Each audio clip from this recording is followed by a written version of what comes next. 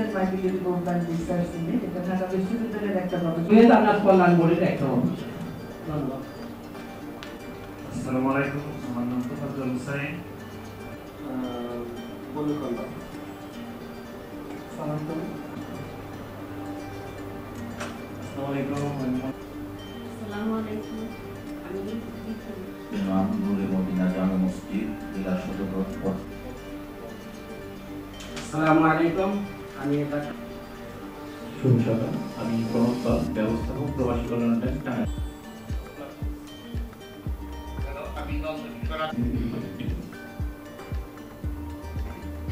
আসসালামু আলাইকুম, সবাইকে শুভেচ্ছা। কমিশনের সেক্রেটারি, পাশাপাশি ইসলামের সিনিয়র। সবাইকে শুভেচ্ছা। আমি মোহাম্মদ ইয়াসির আহমেদ, অতিরিক্ত জেলা কর্মসংস্থান অফিস টাঙ্গাইল।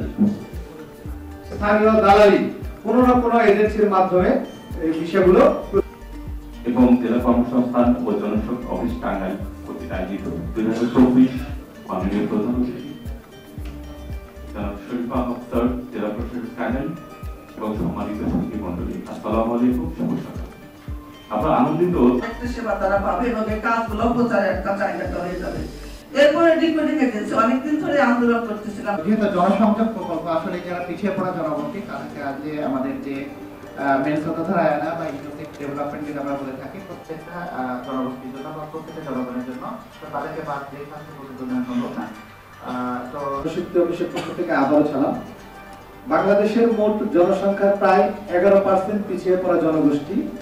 এই পিছিয়ে পড়া রাশিদুল ইসলাম স্যারকে তুলে ধরার জন্য আমরা এই বিষয়টা আমাদের মাননীয় প্রধান অতিথি স্যারের নেতৃত্বে আমরা শূন্য সৃষ্টি করতে চাই। আমরা সাধারণ মানুষের পাশে দিয়ে আমরা সেই সব মানুষদের পিছিয়ে পড়া জনগোষ্ঠী তাদেরকে বিদেশে যেতে পারতেছে না এখন পর্যন্ত 19% লোক। এই যে জায়গার লোকগুলো, এই লোকগুলো কোথায় আসলে দাঁড়াবে তার জন্য আমরা মূলত ইউনিয়ন পর্যায়ে আমাদের একটা কমিটি আছে। কিরকম যে অস্ট্রেলিয়াতে 2011 পরে থেকে ই ভিসা শুরু হয়েছে, 12 সাল থেকে ই ভিসা, সেই ভুয়া স্টিকার ভিসা বানিয়ে বিভিন্নকে দেখিয়ে সেমিনারের মুখ্য উদ্দেশ্য ছিল।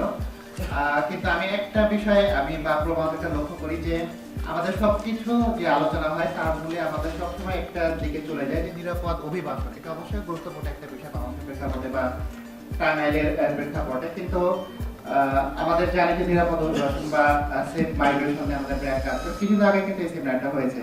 তো আমাদের আসলে আজকে সেমিনারে অনেক কিছুই আলোচনার বিষয়বস্তু ছিল, যেটা সভাপতি হিসেবে অবশ্যই আমি এই ব্যর্থতা স্বীকার করবো। এই বিষয়গুলো আসলে উঠে আসা দরকার ছিল, যারা বিশেষ করে পিছিয়ে পড়া জনগোষ্ঠী আছে তাদের বক্তব্য আমরা শুনতে পারতাম। হয়তো সামনে যেহেতু জনসংযোগ প্রকল্প আসলে যারা পিছিয়ে পড়া জনগোষ্ঠী তাদেরকে আজকে আমাদের যে মেন স্রোতধারা আয়না বা ইকোনমিক ডেভেলপমেন্ট যেটা আমরা বলে থাকি